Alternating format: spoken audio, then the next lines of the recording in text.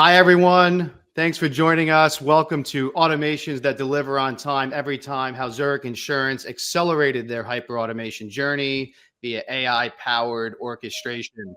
I'm Dan Goodstein. I head up the Institute for RPA and AI, and we got a good one for you today. You know, we do a lot of thought leadership, and as you may know, we have a lot of opinions, but it's always most valuable to hear from a client themselves about their journey, and what they've been through to get to the point that they're at today. So that's what we have for you in our session today. Thanks to our friends at C2 for sponsoring today's session and letting us talk to one of their clients. This is actually their client, and so it's going to be a great session.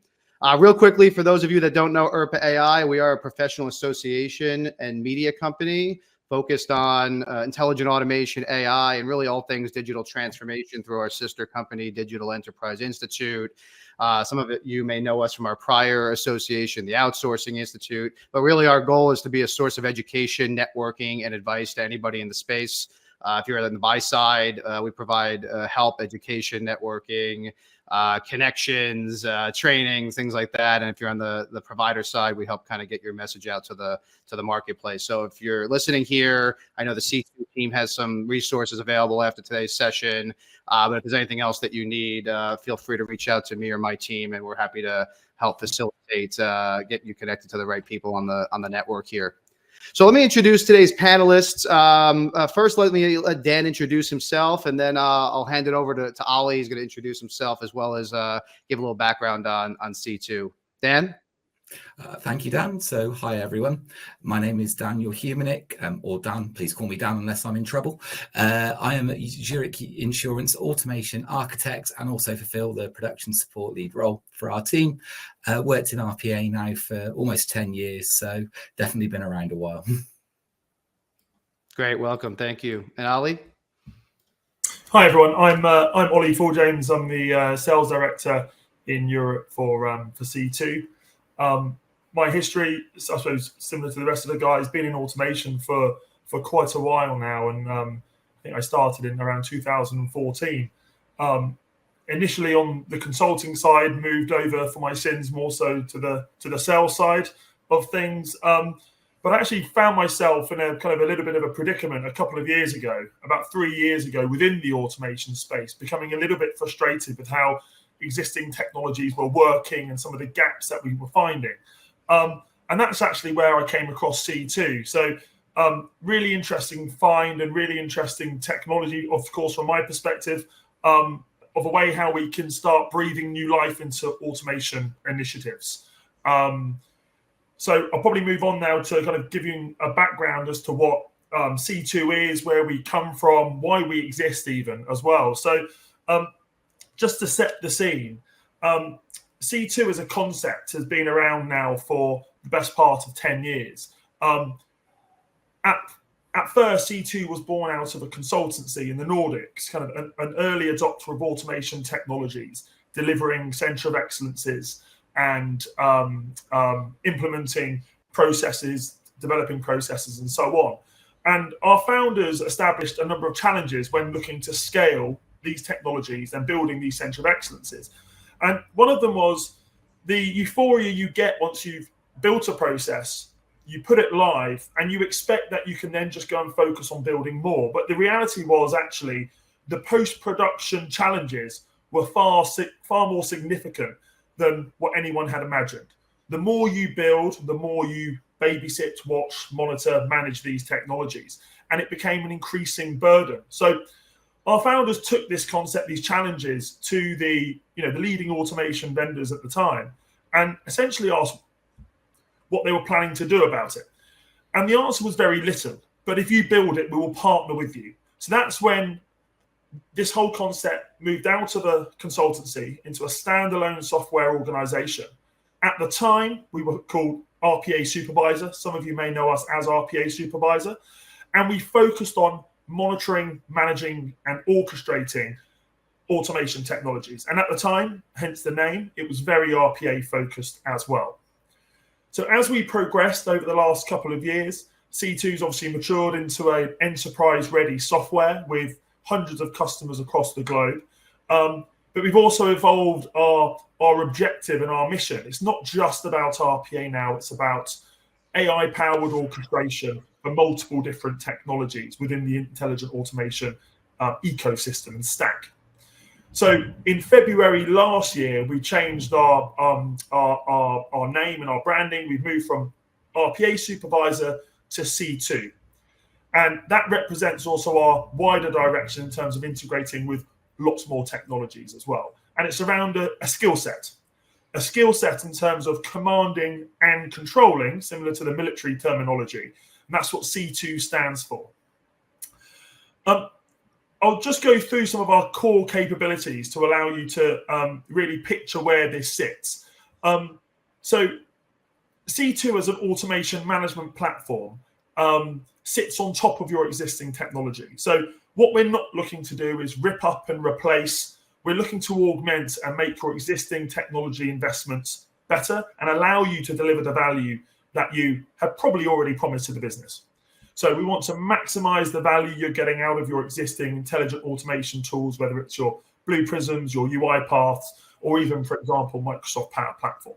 And we do this in 4 key ways, and I'll just walk you through them now ever so quickly. So when we're sticking to the mantra of commanding and control, when we talk about command within C2, we're talking around moving from a static way of working to having a dynamic way of process execution through SLA-driven, AI-powered orchestration. And that's a double-edged sword. It means that your digital assets, maybe your robots, your bots, your processes, whatever you call them, are now a lot more responsive than they previously were. So you're able to ensure that your digital assets are like your humans. They're able to dynamically and automatically prioritize work without any human intervention, ensuring that you're both responsive to the tasks that you have, but also efficient with the assets that you have too. From a control perspective, we want to help our customers divert resources from activities such as monitoring and managing their robotic estate. We want to move them to value-added tasks. So how can C2 help decrease the burden of managing multiple different technologies by decreasing the headcount required, increasing the resilience, but then also allowing you to move those people across to, for example, building new processes rather than babysitting the old. The third element is around management. So really this is around how can we keep building trust by providing visibility to all stakeholders within the organizations that we're working with. Too often, automation and RPA practices or central excellences become a bit of a black hole when it comes to process owners. A process goes for automation, they never get the visibility that they need again. So we want to promote that and allow them to have that visibility and ensure that there's trust within trust with the service that's being delivered to the organization. The final piece is around connecting. So again, we understand, especially with the evolution of our organization as well, RPA isn't the silver bullet. It isn't the only tool within the tech stack, and it isn't going to be the only one that any of our customers are using. So there's multiple technologies. Whether you have multiple RPA technologies, maybe multiple instances of the same RPA technologies. And more often than not now, we're seeing the Power Platform, for example, coupled with a core RPA technology as well. But it could be anything, whether you're looking into large language models, generative AI, document understanding. We want to be able to connect all of these technologies seamlessly together and have one single pane of glass, one management interface for ease of management.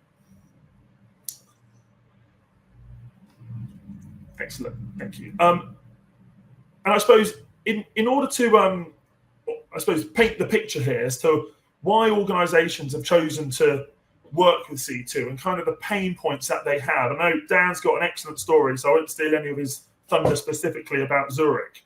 But there's a host of challenges that our customers may come across. The first one may be total cost of ownership. You've got too many people, too many digital resources and assets that are effectively not being used enough. How can we increase the throughput, allow you to automate more without increasing your investment and having that linear growth between more processes equals essentially more investment into the infrastructure and physical human teams that you have as well.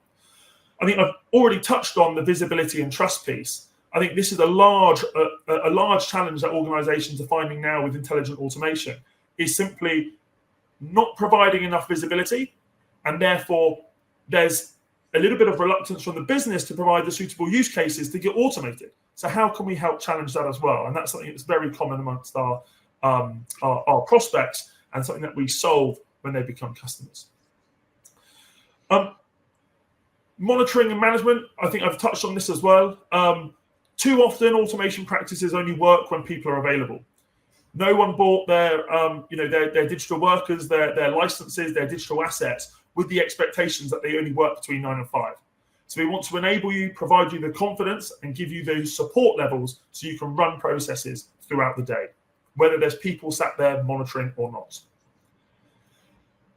The next part is really a challenge around SLAs. And I know Dan's probably going to touch on SLAs in a moment as well. But it's a concept that doesn't really exist so much within the RPA world or intelligent automation world so far. But I think the real concept of an SLA now within automation is allowing you to speak the same language as the business. Having back-to-back SLAs flowing throughout the whole organization so the center of excellence can speak the same language as the business, and how the business speaks to their customers as well. And then finally is looking at how can we ensure that there's reliability within these automation technologies? How can we ensure that the service levels are so high that critical processes, mission critical processes, customer facing processes, or maybe even regulatory processes are automated too, because they trust that service. So we need to ensure that this service can be recovered, whether it's a single process that's failing and we can recover it, or whether there's company-wide outages or application outages. So really ensuring that when problems do occur, which they will, and in many cases you can't prevent them, how can we mask them from the business to ensure that as little business disruption takes place and you've got that automated business continuity.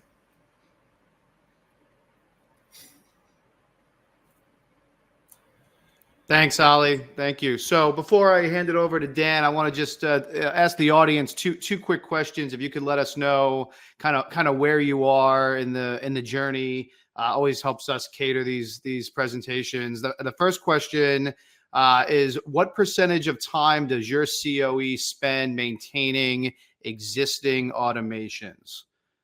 And don't lie, because I know the number should be pretty high based on previous research. But Ali, what are you guys seeing with your customers? I'm guessing, when they come to you, they're probably in at least the 50+% range, if not closer to 80. No. Yeah, it's certainly higher than people expect, and I think when they measure it, it becomes very apparent that it's in a much worse state than what they imagined. I think the real challenge with this is that you become a victim of your own success.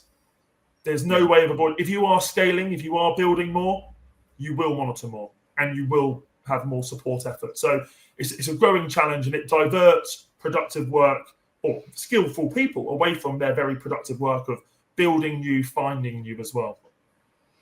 Yeah, I sometimes have conversations with members off the record where they say, all this innovation stuff is nice, but I'm too busy maintaining the last innovation to work on the next one, right? That's exactly it. Second question is, how do you communicate the value automation brings to your business? I think you can select multiple here, which is a new feature. We used to force you to pick the best one. But is it hours back to the business, SLA adherence, revenue generation, customer satisfaction, or employee experience? Dan, I don't want to steal your thunder either, but how do you guys look at that? Which one would you pick on here? So to start with, I would probably say it was hours back to the business. As we've grown as an automation team, that has moved more to SLA adherence, revenue generation, and customer and employee satisfaction. I think, and I'll talk through this in the journey in a second, Dan, but actually I think you start off with how do we save time? And then when you realize the full benefit and the full potential, you realize there's a lot more you can actually do, which is driving better results for everyone. Yeah. Interesting. Just watching the results come in, maybe 5 more seconds. So far, it's like 80+% hours back to the business. So interesting. Great. Well, without further ado, let me hand it off to you, Dan. Looking forward to hearing more about this journey. Certainly. Thank you very much, Dan. So I'll talk you through our automation journey that Zurich has been through as a company. Give you a bit of a range of actually why we've chosen C2, why we've looked to go towards it, what tools are in our toolkit, and actually what benefits are we seeing so far from the tool. So automation within Zurich started within 2015. We did an initial POC within one team, and just coming back to Dan's comment there, that's very much where we looked actually at the low-hanging fruit. How can we save some hours back to our business users? You can see here on the chart, actually, when we first started, we had 4 digital workers and 1 process controller that would monitor our workforce for us. Actually, as we move forward, you'll see through 2016, 2017, 2018, we were slow and steady. We were gradually building, but we needed to do something to accelerate our new development and make sure that we were delivering to the business as we promised. So around 2018, we merged with our continuous improvement team. This allowed us a really strong and healthy pipeline to be able to actually maximize what we were delivering out to the business. And you can sort of see here between 2018, 2019, that big jump in digital workers. That was to be able to adhere to the SLAs we were being given and also make sure we were delivering on time for the business. The critical bit to call out there is we also introduced ABI Flexi Capture as a tool into our toolkit, and we did actually increase the size of our production team to include another process controller. That was to make sure all of these digital workers are being monitored and the automated processes are running when we expect them to and on time. You'll still see there the steady growth in the digital workforce. You'll also see a comment around 2019 saying federation above it. The reason we've called this out is at Zurich, we are quite passionate about aligning our digital workforce with our actual workforce. The best way to do that was to embed automation within the business functions, but do it in a controlled fashion with a centre of excellence. I'll touch a little bit more on that journey in the next slide, but I will just continue focusing through our growth here. So coming into 2020 and 2021, we still noticed that increase because of actually the success we'd had over the previous years. We were in demand from a lot of our different business functions. Those business functions meant we actually had an even stronger pipeline than we had previously. So again, we increased our process controllers up to 3 to make sure these were being monitored. You'll see here over 21, 22 and 23, again, continue to grow. We had the introduction of UiPath into our toolkit. We had the introduction of Blue Prism Interact, and also we brought in Power Platform as a company. So if you'll see in 2023, that left us with 143 digital workers, 250 plus automated processes, excuse me, and a production team of 5 process controllers. Now, our motive, our aim is always to make sure we were delivering for our customers. So that was why that team was scaling. But coming back to the first poll we did around how much time do you spend maintaining existing or building new, that was something we noticed that we were beginning to get a challenge with. I believe the industry standard is around you should be spending 80% of your time on new work, 20% on existing. And we wanted to address that trend, bring it back in line. Hence us looking into C2 as a technology. Now, you'll see here, we started onboarding C2 this year and have been live about 6 months now. And you'll also see in that initial 6 months, we've actually been able to change one of our process controllers to an automation developer. Now, that for us, again, within Zurich is really key. I think all of our automation team have been taken from within our business functions. It's just a new career change for people within our company. Now, we do find the process controller role is a really good way for gateway for developers. Actually, you learn how these processes perform in production. You get that understanding of the importance to the business and what happens when they don't work. When you then start developing, you also are aware of actually, whilst this as a developer might seem the right way to do things, I know if I add in these 2 extra steps, it will make the process a lot better to run in production. So we're looking to do that reinvestment there, and we'll can see how that continues to trend in the future. So I mentioned on federation, and now I just want to touch on this quickly, as it's key to aligning our business with our digital workforce. So when we started in 2015, we were probably siloed. We had 3 individual functions exploring automation on their own.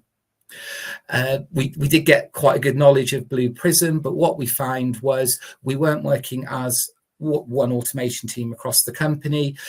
You were getting little idiosyncrasies within different areas of how they perform to do things, and actually that governance was, whilst high in each area, wasn't unified across everywhere. So we then moved to a centralized function. That was in 2019 when we merged with our continuous improvement team. Actually, that did allow us to put a really strong operating model in place. And as you saw on the previous slide, the digital workers and automated processes grew exponentially and allowed us to deliver that true value.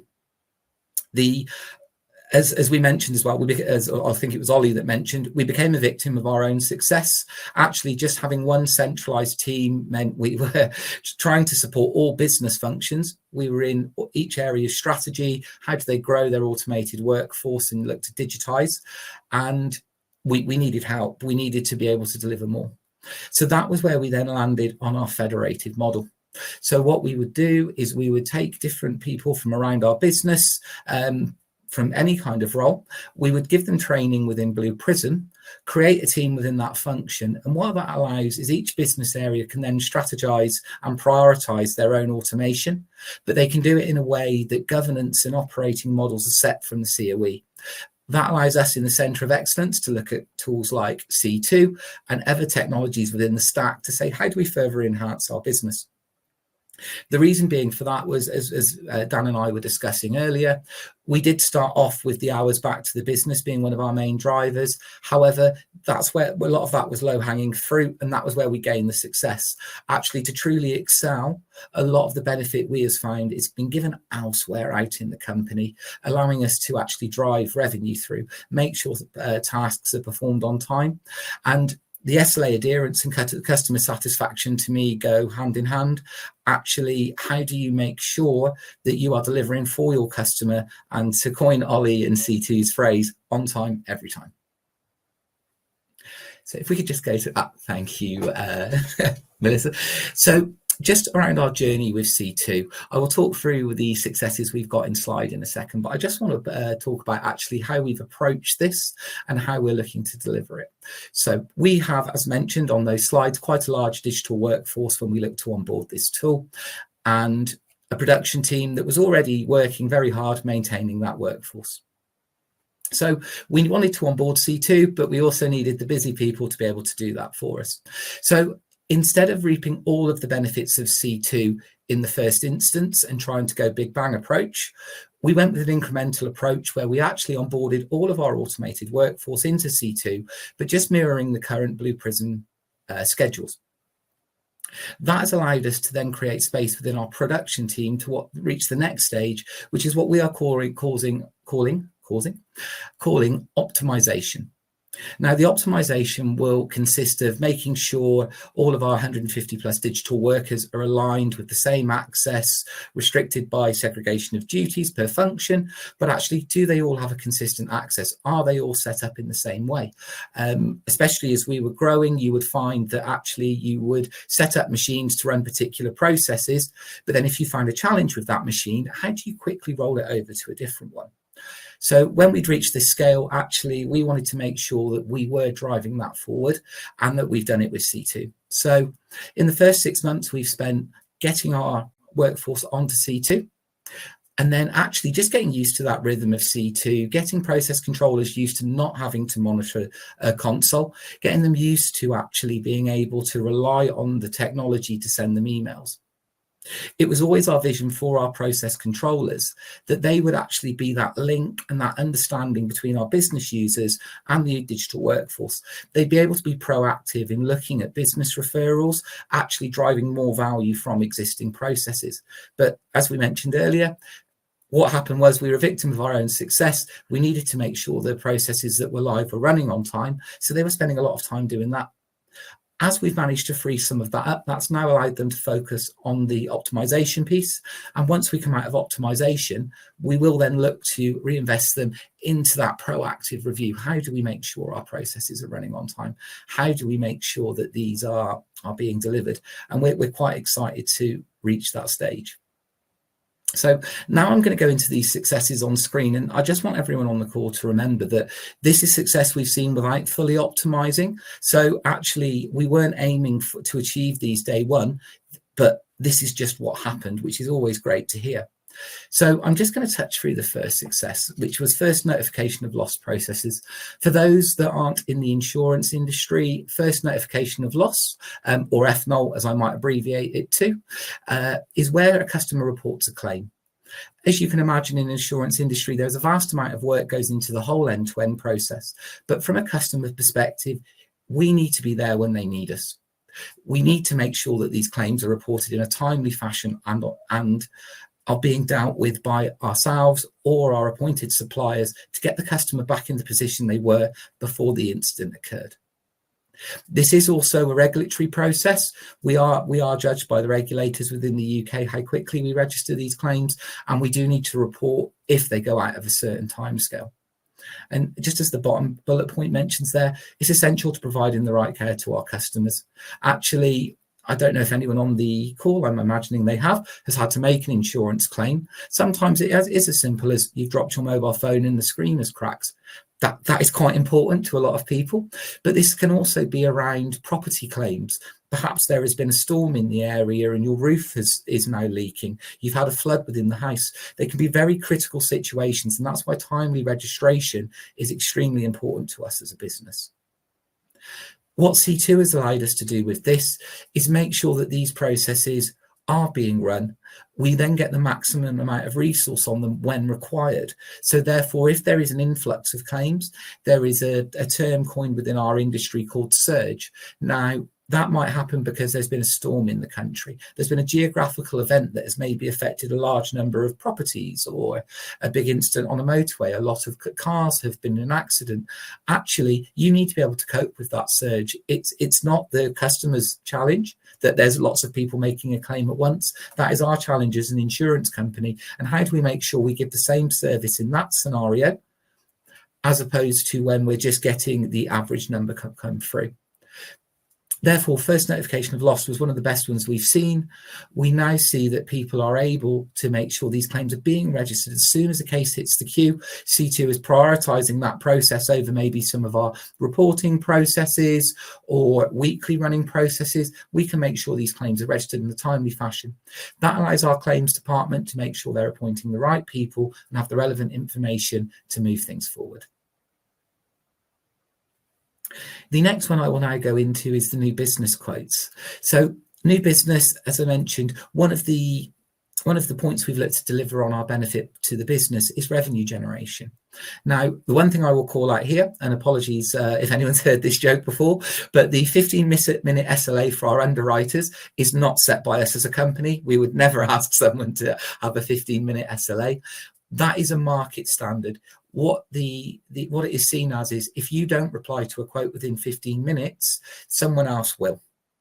So it's a time critical process to make sure we are bringing that business in and that we are increasing that revenue. What C2 allows us to do, we used to have dedicated machines that would just poll this process all day, every day.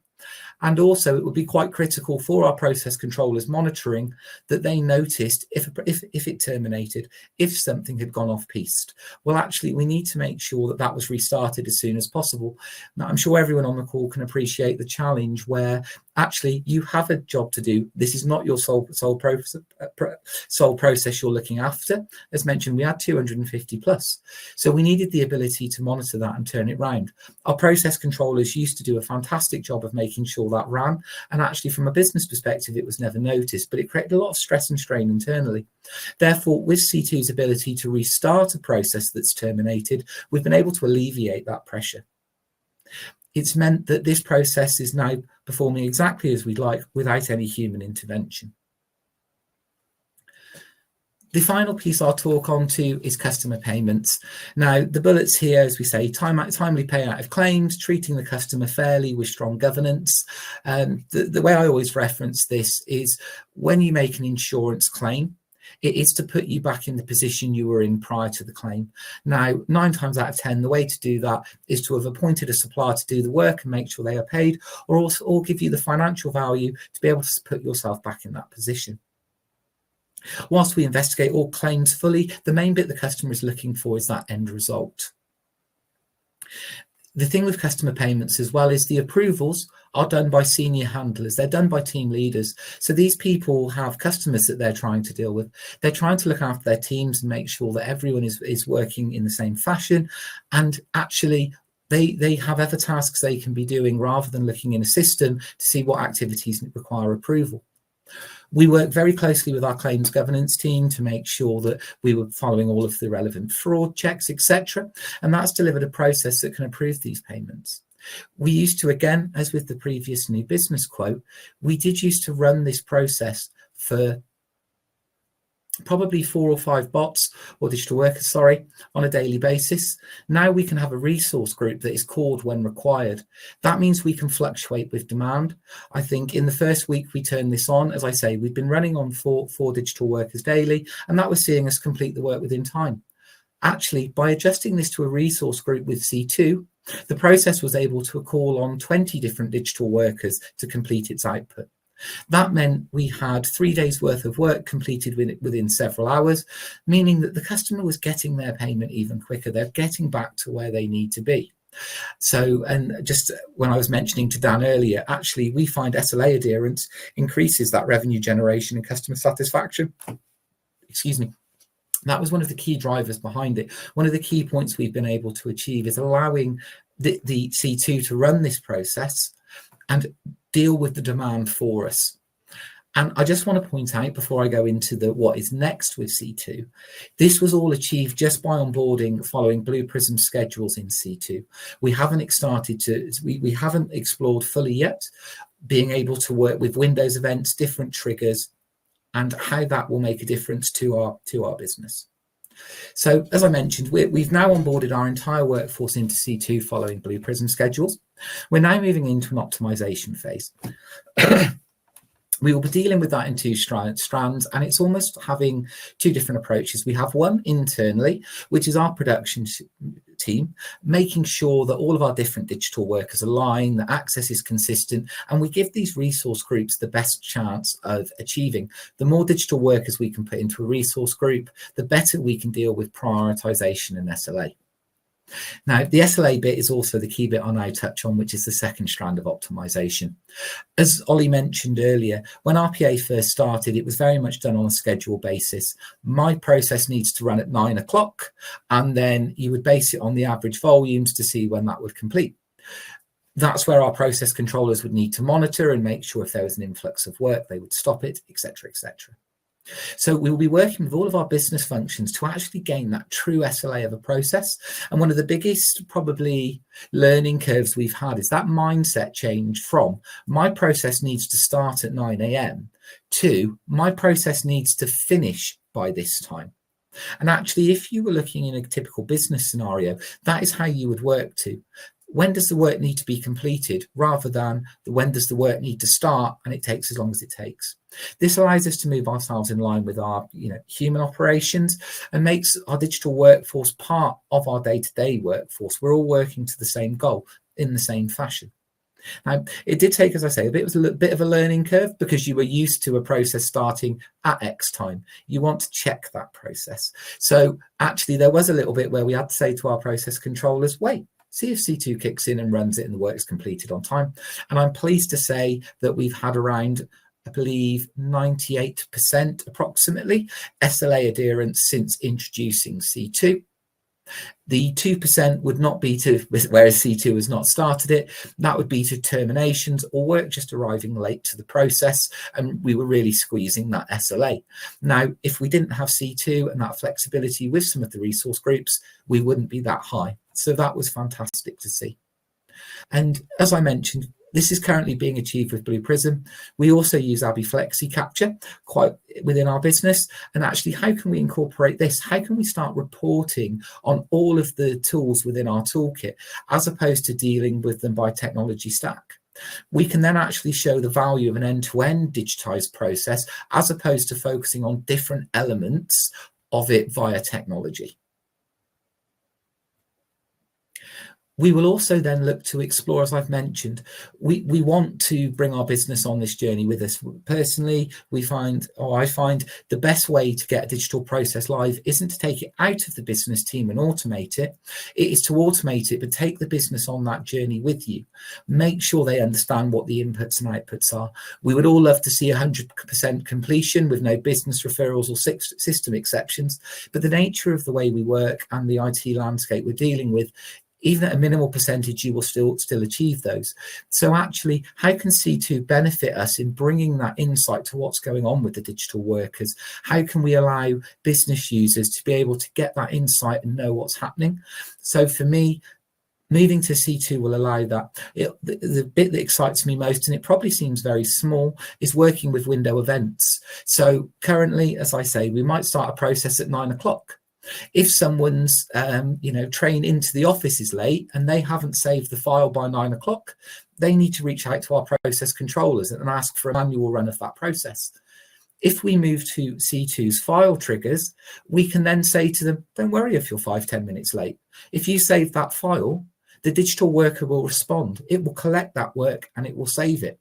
Again, it's not just about starting in the SLA adherence, it's that employee experience. I'd hate to be the person that was panicking because I'm stuck in traffic and I need to save a file at 9 o'clock. Actually, we can make sure that we can allow that leeway. We can allow the fluctuations that happen in day-to-day life and make our digital workforce and human workforce seamless together.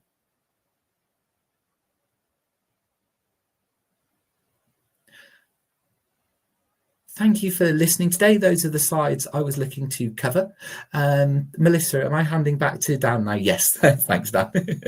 Dan, thank you so much. This is a really impressive journey that Zurich has been on. I have a couple of questions, if I may, and I forgot to mention we've got some time for audience Q&A as well. So if you're watching, if you have questions for Dan or Ali, please go ahead and send them in. There's a chat panel on the right-hand side that you can open up, and we'll get to as many as we can. But Dan, one of the things I think about, I'm really surprised by it. I think it's a testament to the fact that you're speaking about C2 and you've only been working with them since the start of the year. I'm curious, is there anything that you would change about the approach, knowing what you know now? Yeah, I think there was, Dan. I think, when we were scaling automation, it was very much on the focus, and we probably learned the hard way in some respects, that actually we were very focused on that scale of our digital workforce, how we made sure we were delivering the maximum value. And similar to the journey that Ollie mentioned, we were very much focused on new development. Now, I think that's what we needed to do at the time as a team to get to where we are today as a successful COE.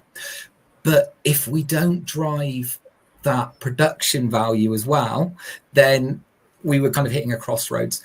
What would I change? If I know what I know now, and obviously hindsight is a 2020 vision. If I knew a lot of what I know now, I'd change a few things. But I actually think I would have looked to onboard this probably a couple of years ago, maybe sooner into the journey, because it meant then actually we could grow, the tool could grow with us, as opposed to us being quite a large digital workforce and then needing to create it. So if we'd have done it 2 years ago, our onboarding would have been shorter, our optimization would have been shorter, and actually we would have built that into best practice as we are now.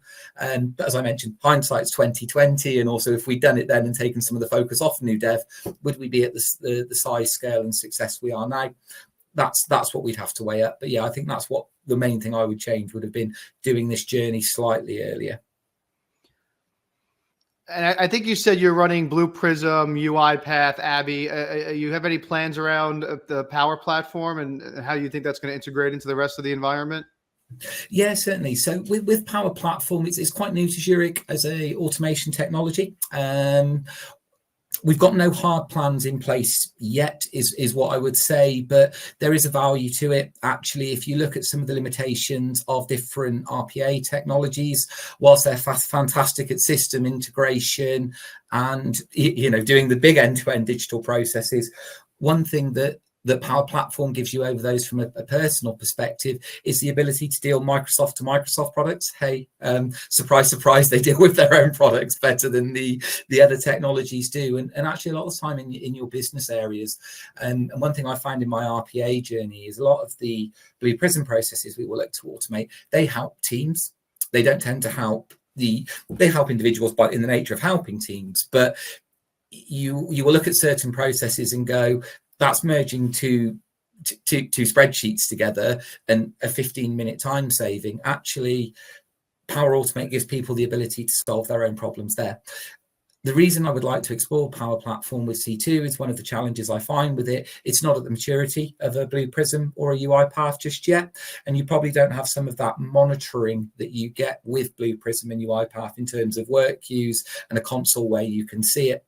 I'm sure Microsoft will follow up with their version at some point in the future, but being able to link it into a technology like C2, if that's something that we can explore and get to, means that actually we could give the business that insight to what their Power Platform choices are doing. We probably look at Power Automate as opposed to apps and BI, but actually even if it is just so that they can get sight of those ones and how it's performed, what the exceptions are, what needs to be picked up, again, it just amalgamates it into that one digital and human workforce. Ali, Power Automate's such a hot topic in the industry right now. And I love what you said before about, one of the advantages is that you don't have to rip and replace what you already have. I mean, I hear that every day, right? People kind of, maybe not thrilled or haven't felt like they got the full potential out of the platform that they chose, but they kind of, feel like they're stuck. They've already made the investments. Help me understand how C2 will integrate and kind of orchestrate around multiple platforms, Ali. Yeah, I think first of all, it's really interesting having these conversations with customers who are using a plethora of different technologies. So I think at C2 we're in a really privileged position that we get to speak to the UiPath customers, the Blue Prism customers, the Automation Anywhere customers, and the Power Platform customers. And I think everyone from in C2 probably used to work with with Blue Prism or UiPath or AA in the past. So we've all got our own view as to what we previously thought was this world of automation. And we speak to a host of organizations who have an intention to rip up and replace, a willingness to explore the Power Platform, for example, to say, well, let's take up UiPath and move to Power Platform. And they very soon realize actually they can't move over with the parity in performance. So then they start realizing, well, actually, it's not a rip up and replace. It's going to be a dual vendor strategy, and it's going to be using the best tool for the job, depending on what the job is. And previously, we've seen, if we take the Power Platform as an example, the Power Platform sits generally quite far away from the RPA Centre of Excellence within an organisation. But over the last, I'd say 6 to 9 months, we're seeing them get closer and closer, and in some cases sit within the same Centre of Excellence now. So it's showing that they are using them and in tandem. And what we see is previously it was this process is for Microsoft, this process is for, Blue Prism, let's say, or Automation Anywhere. Whereas now we're seeing this part of the process is this part of the Power Platform. This part is Blue Prism. This part is Power Automate. This one may be Power Apps, for example.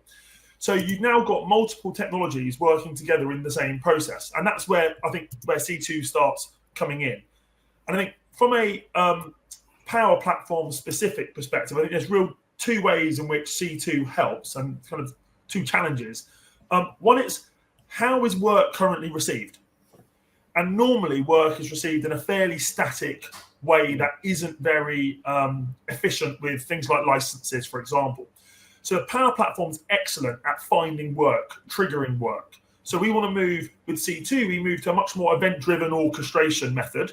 So we can receive work instantly rather than using assets to look for work, which is one, generally inefficient, but two, actually, if you've got a 5-minute SLA and you find that work 4 minutes after it exists within your company, is it still a 5-minute SLA or is it a 1-minute SLA? So we need to, if our customers are going to be automating work that has a 15-minute SLA, we need to find the transactions and the workload immediately. 2 minutes later or 5 minutes later, that's late. That's too late. Yeah. So we want to be event-driven, and then we want to be able to prioritize the work and distribute the work to the technologies that you've chosen.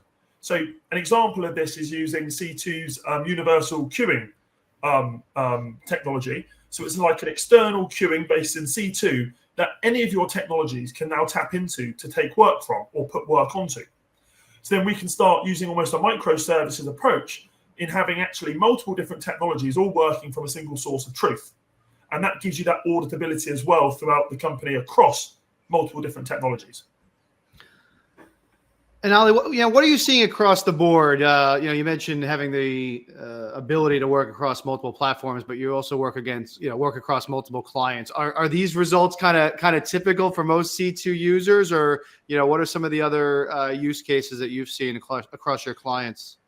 Yeah, I think they are. I think often our customers will focus on the operational headaches that we solve immediately. So creating capacity in the team, becoming more efficient, all these types of things.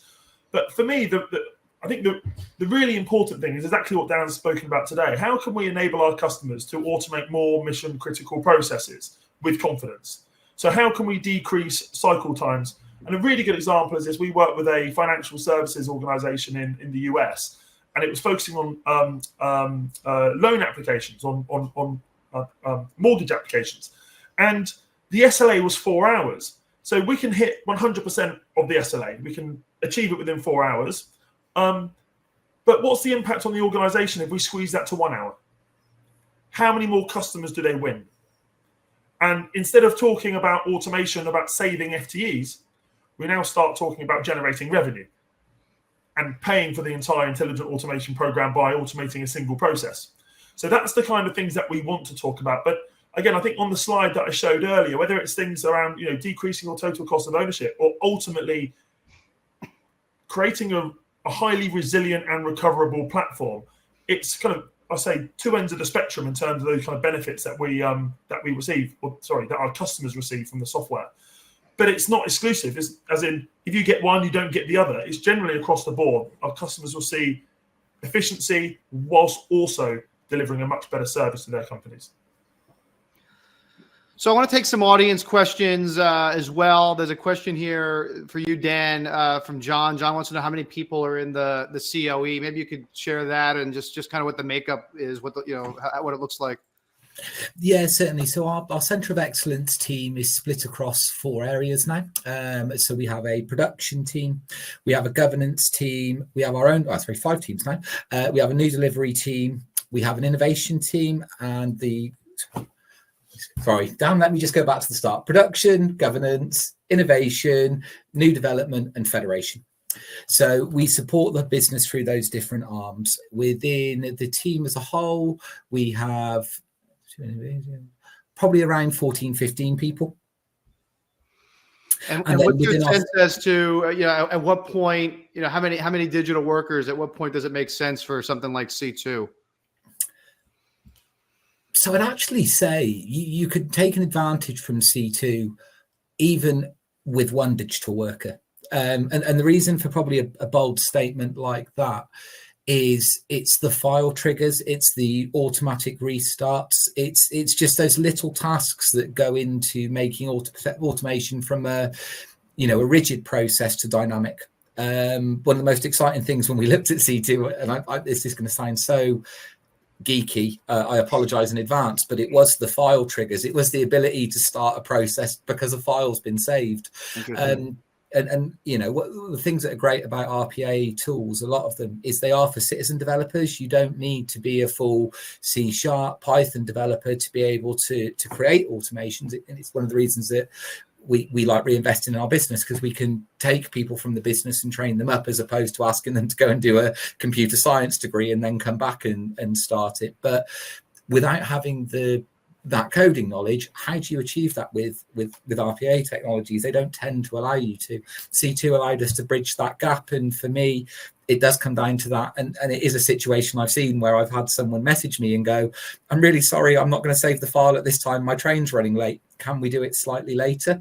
Just be able to say to someone, okay, save it when you get there. And it takes the stress off them. And it also saves me having to cancel my 9 o'clock meeting to restart the process for them when they need it. And these things do always have a knock-on effect. So I think on that, Dan, just to add on in terms of customer size, I think it's really important. I think from our perspective, we've got customers ranging from, like I said, one digital worker up to thousands of digital workers and everyone in between. And some kind of prospects that we speak to say, we don't have these operational challenges yet. But the questions that we respond with, what type of work are you automating? Is it critical? If it fails, does it cause disruption? And if you cause disruption, do people moan? And if people moan, you're generally doing a good job because that means they're relying upon your service. So you may have one process on one digital worker, but we need it to run. We need it to be reliable. Another caveat to this as well is when you're generally a smaller centre of excellence, you have resources who are developing and monitoring. You might have a DevOps model. And then you've got highly skilled developers who like developing, who are probably quite well paid as well, doing very simple work. So there's two aspects to them. One, you need to keep them happy. So we work with some consultants who, for example, when they deliver UiPath or Blue Prism, they simply will not deliver it without C2 because of their consultants. Once they've used it, they no longer want to have their head in the orchestrators and control rooms anymore. But then on the flip side, if you can free up the time, you don't need to go through any organizational changes, say like Dan has from moving a process controller into a development role or upskilling and reskilling. You simply spend more time building and less time watching. So it's actually the benefits realization for those smaller customers with DevOps models is actually, as a proportion, it's significant and very quick. Well, what I love about both of your examples is you're touching on employee experience, which I feel like is not always part of the equation in determining ROI on these programs. You're right, Ali. I say all the time, the people that I speak to, obviously, and you touched on it, right? If your developers are monitoring this, you're overpaying for the monitoring, number one, but they're not going to stick around, right? Because they're not going to like that kind of work, right? So you're going to lose them. And so you end up having, a turnover. And in your example, Dan, those little things make a big difference, right? Where, an employee doesn't have to feel stressed out about, if the company policy is, hey, you can, work remote or get in when you want to, because you have, drop off the kids at school or whatever. Those things add up, especially when you're the person interacting with customers at the end of the day. This is also, I think this is on Dan's slide showing the process controllers. I think what's really interesting is, and I know, Dan, we've discussed this many times in the past, around initially what was a process controller. And a process controller was a value-added role, continuous improvement based, and it morphed into a monitoring role. So now they've been able to reduce the number by, I believe it's one has moved from being a controller to a developer, but now the controller role is continuous improvement based. So the actual monitoring has almost been eliminated entirely, and the initial role that was created or designed is now actually being done for the first time in years. So it's that transformation of what the role actually can be. Those people, even if they're still in the, let's say, the controller role, they're now adding significant value using their skill set, not, like I said, head in the control room waiting for something to go red. Ali, there's a question here from Sahir. He wants to know, does the platform help with use case identification up front to ensure you're automating the most high value processes or prioritization? So at the moment, no. So at the moment, it's very much a post-production platform, let's say, in terms of once you put your processes live, then C2 starts taking commanding and controlling those processes that are live. Going forwards, yes, there's certainly something coming in this space. So yeah, I think we'll probably be talking about this very soon. Got it. Dan, Alberto is asking, what made you choose Blue Prism versus UiPath? Can you talk about that? So Blue Prism was the technology we started with, and we did have UiPath within the group. Dan, without simply, it was Blue Prism was one we scaled with first within the UK as an organisation. There are other of our business units that use UiPath at a larger scale.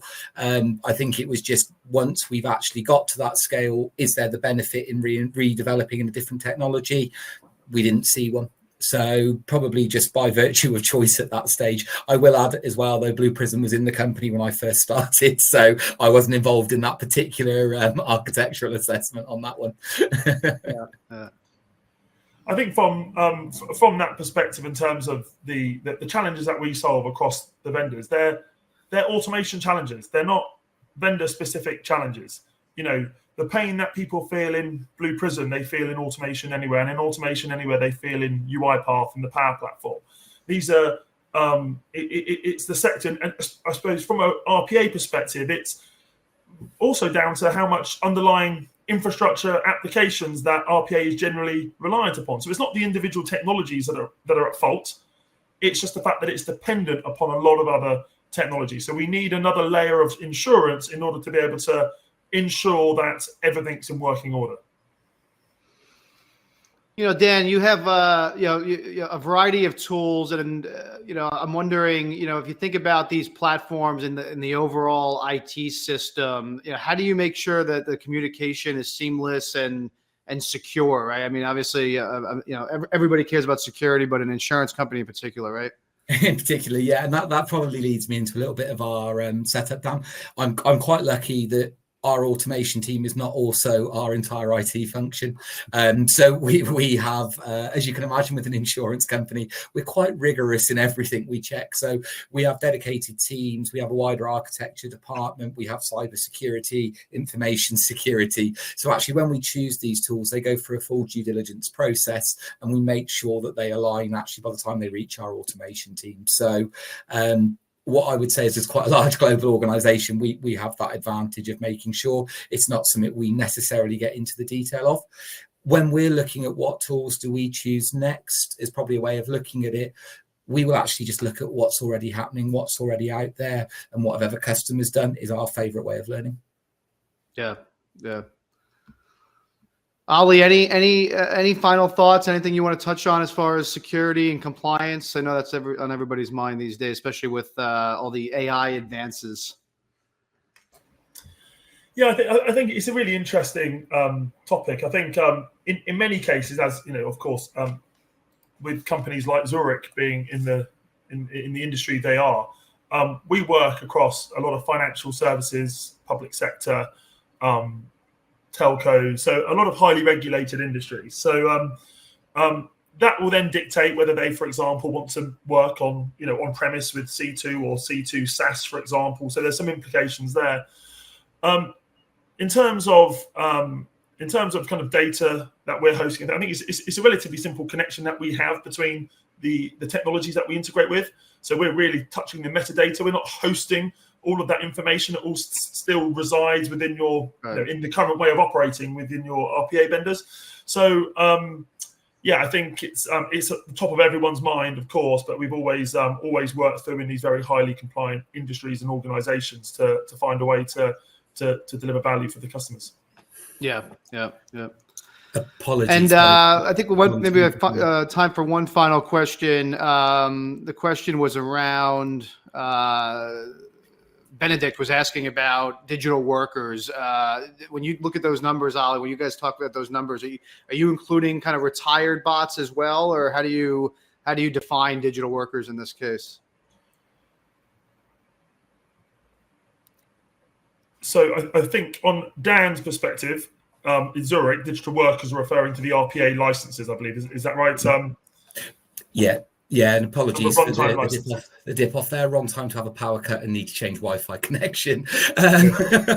So yeah, we refer to a digital worker as a machine with a license, and an automated process is an RPA solution. The reason we have that distinction is because we might have multiple automated processes that run on a digital worker. I think this is where things get complex, where you start talking to companies who have multiple vendors, because all of the vendors use different terminology. You know, a bot to an AA customer is not a bot to a Blue Prism customer. A digital worker means different to a UiPath customer to a Blue Prism customer. So it's something we have to get used to. One of the reasons behind the use of words digital worker as opposed to bot was, and I don't know if anyone else has found this, but we did keep getting people expecting to have robots sat at a desk within the office typing away. So just to try and do some of that myth busting, we changed it to digital worker. Funny. Well, guys, we're about out of time. Thank you so much, Dan. I really, really appreciate you sharing the story, and Ali, all your perspectives as well. Hopefully you found today's session helpful. Thanks again to the team at C2 for sponsoring the session today. And if you want more information or just want to speak to one of our subject matter experts to see what's next for you on the journey, go to IRPAai.com/C2. It's CTWO, IRPAai.com/C2. You can schedule a briefing or get more information. C2 is an IRPA recommended vendor. Just go over there. If there's anything else we can help with, always reach out to us. And thanks, everybody, for joining. Thanks again, Dan and Ali. Thank you. Thanks for having us, Dan. Take care, everybody. Bye night.